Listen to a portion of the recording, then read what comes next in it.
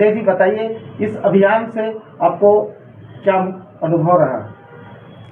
ये अभियान से बड़ा ही दुखद अनुभव रहा कि हम लोगों ने एक सप्ताह से लगातार ये हस्ताक्षर अभियान चलाया है पूरे टीम के साथ में, विभिन्न कॉलेजों, छात्रावास और शहरी क्षेत्र के कई बस्तियों में जाकर के।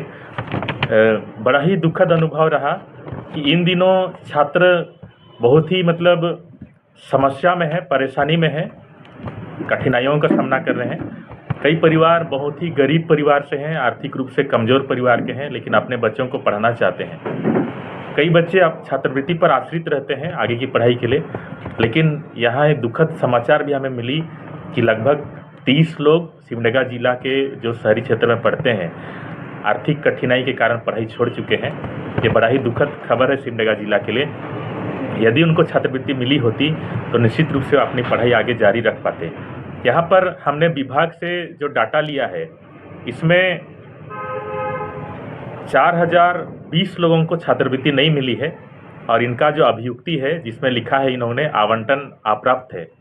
तो झारखंड जैसे प्रदेश जो पूरे देश को 40% खनिज संपदा देती है, इस राज्य में बच्चों को पढ़ाई करने के लिए आवंटन राशि नहीं है।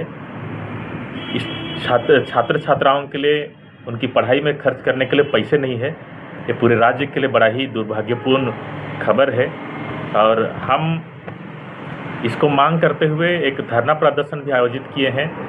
24 तारीख सोमवार को एक बृहद धरना प्रदर्शन का आयोजन है जिसमें विभिन्न कॉलेजों से छात्र छात्राएं उपस्थित होंगे, कई छात्रावास से और विभिन्न जगहों से छात्र और युवा शामिल होंगे। इतने ज्वलनशील मुद्दा है, इस मुद्दा को लेकर क्या स्थानीय यहाँ के विधायक लोग से आप लोगों का कभी वार्तालाप हुआ है या क्या उनके संज्ञान में गया है?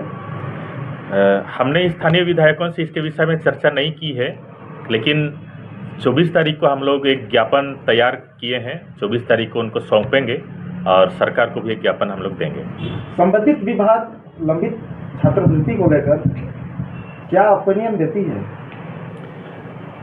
इन्होंने ये डाटा दिया है जिसमें आवंटन अप्राप्त लिखा है।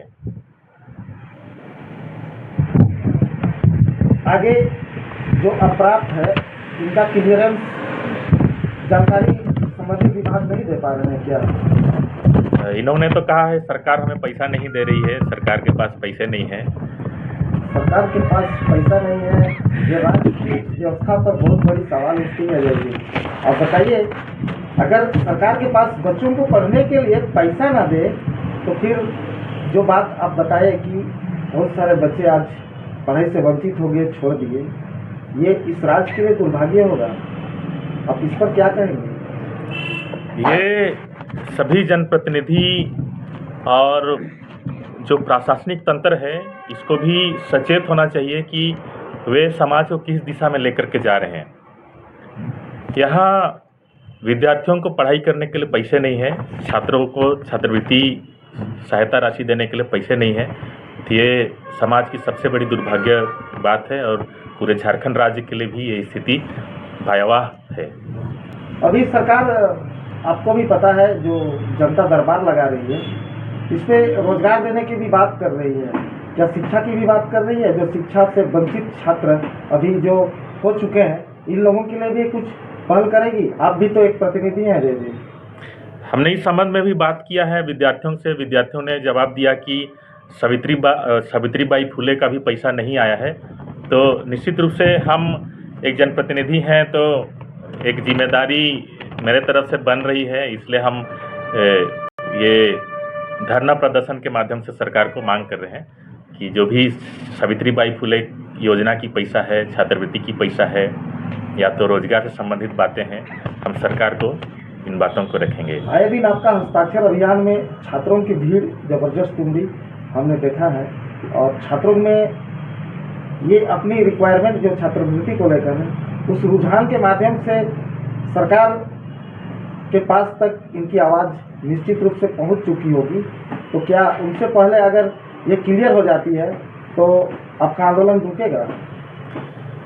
जरूर, अगर सरकार छात्रवृत्ति प्रोवाइड करती है तो निश्चित रूप से हम अपनी आंदोलन में थोड़ा स्टे लगाएंगे, लेकिन एक बात ये भी है कि जिस तरह से हम लोगों ने बैनर में लिखा हुआ है कि 2,07,000 नौकरियां भी सरकार खत्म कर दी, तो इसकी समीक्षा सरकार किस तरह से करती है। ये 2025 जनवरी महीने का आंकड़ा है जो वित्त विभाग सरकार के वित्त विभाग ये आंकड़ा जारी की है।